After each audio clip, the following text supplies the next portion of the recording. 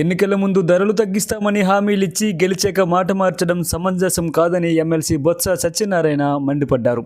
విజయనగరం జిల్లా చీపురుపల్లిలో petrol, diesel ధరల పెంపుపై నిరసన చేపట్టిన ఆయన తెలుగుదేశం పార్టీ ప్రభుత్వంపై విరుచుకుపడ్డారు. చంద్రబాబు నాయుడు మాయమాటలు చెప్పి అధికారంలోకి వచ్చారని, అటువంటి మాటలు చెప్పడం జగన్మోహన్ రెడ్డికి అలవాటు లేదన్నారు.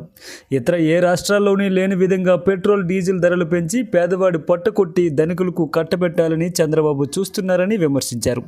సంపద సృష్టిస్తామని చెప్పి బడా వ్యాపారస్తులతో చేతులు కలిపి దోచుకుంటూ ప్రజలకు చేస్తున్న మోసాన్ని వైసీపీ నాయకులంతా ప్రజలకు తెలియచేయాలని సూచించారు. అనంతరం నియోజకవర్గ మండల నాయకులు ఎంఆర్ఓకి వినతిపత్రం ఇచ్చి పెంచిన డీజిల్, పెట్రోల్ ధరలను తగ్గించే విధంగా చర్యలు తీసుకోవాలని కోరారు. ఈ కార్యక్రమంలో చీపురుపల్లి మండల మాజీ ఎంపీపీ ఇప్పులి అనంతం, వైసీపీ జిల్లా ప్రచార విభాగం అధ్యక్షుడు వెల్లిరెడ్డి శ్రీనివాస్ నాయుడు, మండల పార్టీ అధ్యక్షుడు మీసాల వరహాల నాయుడు, బెల్లన వంశీ తదితరులు పాల్గొన్నారు.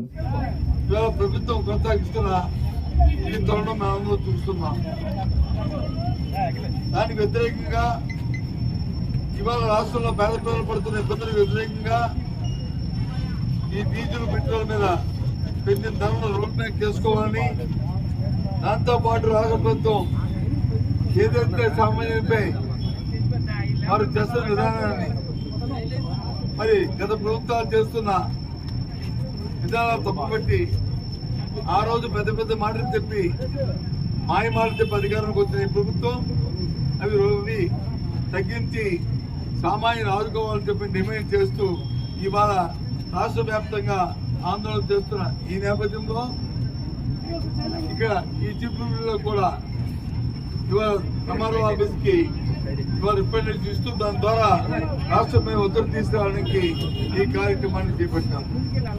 రోజు మనం చూస్తూనే ఉన్నాం, చంద్రబాబు నాయుడు గారు వారి తాలూకా కూడా ఉన్న నాయకులు వాళ్ళు మాట్లాడుతున్న మాటలు, మాయ మాటలు, మోసం మాటలు, వాళ్ళ మాటలు. నిన్న కాక మొన్న మరి శ్రీకాకుళంలో నర్సంపేటలో వారిని మాట్లాడిన మాటలు చూస్తే ఎంత దుర్మార్గంగా ఉన్నాయో, ఎంత ఏమాన్యంగా ఉన్నాయో ఆలోచించేయమని చెప్పి కోరుతున్నారు. మాయ మాటలు చెప్పిన ఈ ప్రభుత్వం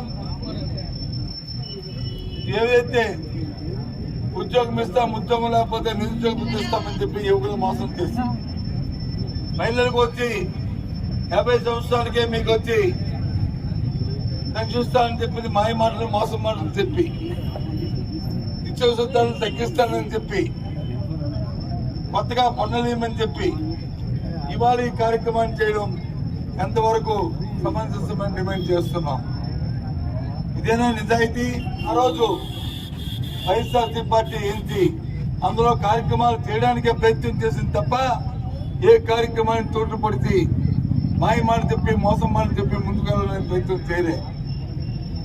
1-2 కార్యక్రమాలు చేయలేనప్పటికీ వాటి ఎందుకు చేయలేమో ఆ కార్యక్రమాలు చెప్పాం.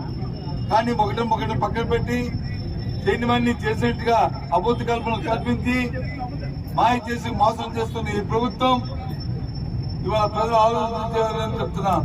దురదృష్టం, ప్రజాస్వామ్యంలో ఓటు వేస్తే దాని తాలూకా 5 సంవత్సరాలు అనుభవించారు.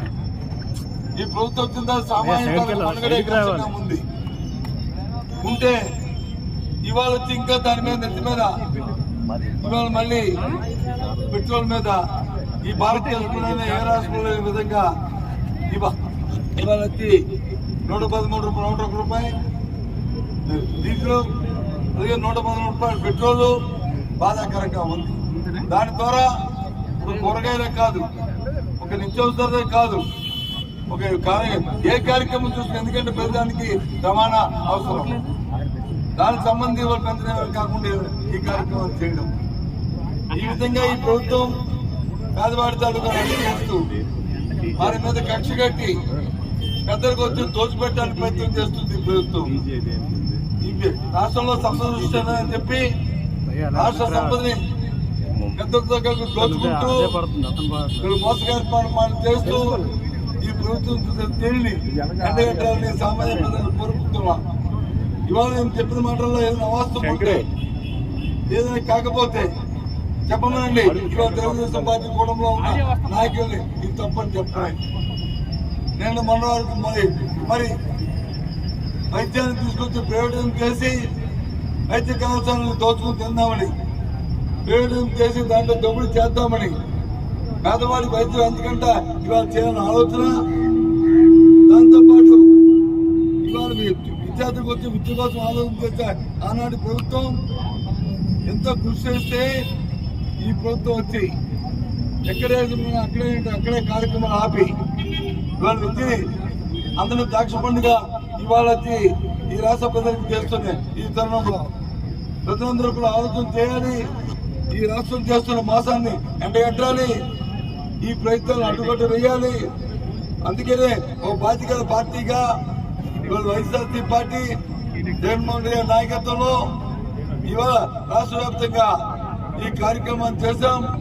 అంతేకాదు ఇక ముందు ఈ రాష్ట్ర ప్రభుత్వం ఏదైతే ప్రజా వ్యతిరేకమైన కార్యక్రమాలు చేస్తుంటుందో ప్రతి కార్యక్రమాన్ని కూడా వినూత్న రీతిలో రాబోయే కాలంలో ఇంకా కార్యక్రమాలు చేస్తామనే విషయాన్ని కూడా ఇవాళ రాష్ట్ర ప్రధాని గారికి ఈ కూటమి ప్రభుత్వానికి తెలియజేస్తున్నాం.